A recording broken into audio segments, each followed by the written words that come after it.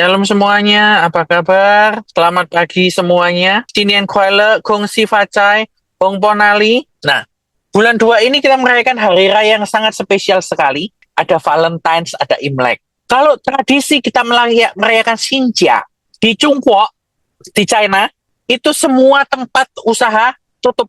Semua pada Weijia. Tahu Weijia? Yang nggak tahu boleh tanya Bu Alan atau Pak Sutresno setelah selesai ibadah ya. Bukan. Pulang kampung. Nah, nanti bulan 3 kan ada yang pulang kampung kan saudara kita. Nah, kalau di China bulan 2, bulan 1, bulan 2 biasanya kalau antara Xinjia itu semua pada pulang kampung. Semua toko tutup. Jadi kalau kita ke China, bulan 1, bulan 2, udah seperti tempat sepi. Apalagi kota-kota perdagangan. Di mana di situ tempatnya sangat-sangat sepi. Nah, tapi setelah itu kalau kita tahu, di situ bagaimana di sana semua keluarga pada rukun berkumpul jadi satu. Mereka membantu sehingga mereka boleh mereka punya kasih pada keluarga. Mereka boleh bersatu di mana ketika mereka beribadah berkumpul merayakan Imlek, kita mengetahui bahwa kita juga melakukan hal yang sama. Pada saat Imlek ada merupakan hari raya yang sangat bisa mempersatukan kita di mana meskipun apalagi kalau kita punya keluarga yang kita berpencar tempatnya sehingga kita kita boleh berkumpul di satu momen yang begitu luar biasa. Kita lihat di dalam firman Tuhan di dalam kitab Roma 12 ayat yang ke-10, hendaklah kamu saling mengasihi sebagai saudara dan saling mendahului dalam memberi hormat. Hari ini saya akan membacakan tentang kasih keluarga dan kepada keluarga dan saudara seiman. Nah, ngomong kata kasih itu ngomongnya gampang, prakteknya sangat gampang. Gampangnya dalam tanda kutip. Ngomongnya gampang sih, tapi prakteknya itu susah. Kita sebagai orang Kristen, kalau ngomong mungkin gampang. Jangan sampai kita jadi orang Kristen yang biasanya dibilang omdo. Tahu omdo? Omong doang. Ada istilah dalam bahasa Jawa, itu gajah dibelangkoni, iso khotbah, ora iso ngelakoni. Nah, ketika kita tahu kasih kepada saudara dan saudara seiman, apalagi kalau orang itu sudah amat sangat bencekno, udah sangat menjengkelkan sekali. Jangankan lihat mukanya, ketemu aja ada udah. Kalau bisa jangan sampai lihat. Kalau lihat bawaannya kudu mangkel, kudu emosi ya kan? Sini nggak ada. Kutub Utara mungkin satu umbiuan banyak semua di sana ya. Hari ini saya akan berikan wujud kasih persaudaraan yang tulus. Apa saja? Yang pertama ada hubungan yang hangat. Mazmur 133 ayat 1 ada lagunya kan? Oh betapa indahnya dan betapa eloknya bila saudara seiman hidup dalam persatuan. Kalau kita bersatu tuh enak. Pepatah bahasa Indonesia mengatakan apa? Bersatu kita teguh, bercerai kita runtuh. Paulus menekankan kasih persaudaraan yang penuh kehangatan dan ketulusan. Gereja dan keluarga seharusnya di tempat yang aman untuk bertumbuh dan dipulihkan. Kasih yang hangat menciptakan suasana penerimaan dan keterbukaan. Bangun relasi yang peduli, bukan acuh-acuh. Sediakan waktu dan perhatian bagi sesama. Nah, kita tahu gereja itu seharusnya menjadi tempat yang hangat. Komunitas kita dalam persekutuan kita bisa menjadi hangat, kita bisa jadi aman. Jangan sampai gereja jadi tempat, maaf kata, ajang gosip. Persekutuan di tempat ajang gosip. Oh, kamu nggak tahu ya beritanya tentang si A itu. Oh, beritanya hot sekarang. Lebih pedas daripada sambal ABC beritanya. Jadi itu akan membuat orang jadi lebih malas untuk datang beribadah. Karena apa? Karena tidak ada hubungan yang hangat. Yang ada justru malah gosip. Jadi gosip, bahan gosip sana sini ceritanya. Makanya tidak ada jadi persatuan. Kita harus bangun relasi. Ketika kita bertemu dengan orang, bangun relasi. Kita harus bangun hubungan. Bukan cuma cari cuan aja. Biasanya kalau ada orang, biasanya itu paling males ketemu dengan agen asuransi. Ya apa ya? Sini saya percaya ini, saya nggak menghina agen asuransi. Tapi mungkin ada beberapa orang, saya nggak nyindir loh ya, nggak nyinggung saya katakan. Tapi ada beberapa orang kalau udah ketemu dengan nama agen asuransi, baru ngomong langsung keluar proposalnya langsung keluar. Ayo Pak, tanda tangan. Jadi orang tuh enggan untuk ketemu karena dia nggak bangun relasi terlebih dahulu. Dia langsung menyodorkan apa yang jadi keperluannya dia. Bagaimana kita membangun hubungan yang baik? Kita harus bangun hubungan yang hangat. Kita jadi bangun kesatuan hati.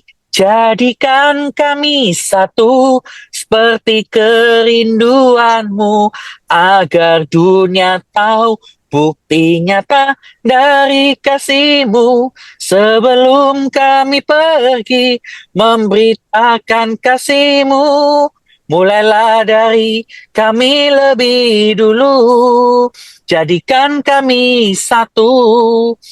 Sebelum kita keluar, kita harus jadi satu dulu di dalam. Jangan sampai dalamnya berantakan, kita mau ngurus yang luar. Tidak akan maksimal, saudara. Yang kedua, kita harus punya apa? Kita harus punya sikap yang penuh hormat. Tadi di ayat itu dikatakan, hendaklah kamu saling mendahului dalam memberi hormat. Ini bukan berarti kita gila hormat loh ya. Oh, kalau kita nggak disapa sama itu, kita langsung mogok. Pendetanya, coba kalau orangnya yang berduit kayak jas, langsung disapa. Duduknya VIP. Coba saya bajunya jelek, duduknya di belakang, nggak dianggap, nggak diapa, dah minggu depan nggak ke gereja lagi. Bukan seperti itu. Ketika kita harus memberi, kita harus beri contoh. Ketika kita kasih sejati, menghargai orang lain lebih tinggi dari diri sendiri, menganggap orang lain itu lebih utama. Jangan sampai kita bilang, jangan sampai aku dan akunya itu dibesarkan. Tapi kita harus mengetahui, kita harus menghargai orang lain. Orang lain itu kita harus mendahulukan dulu orang lain.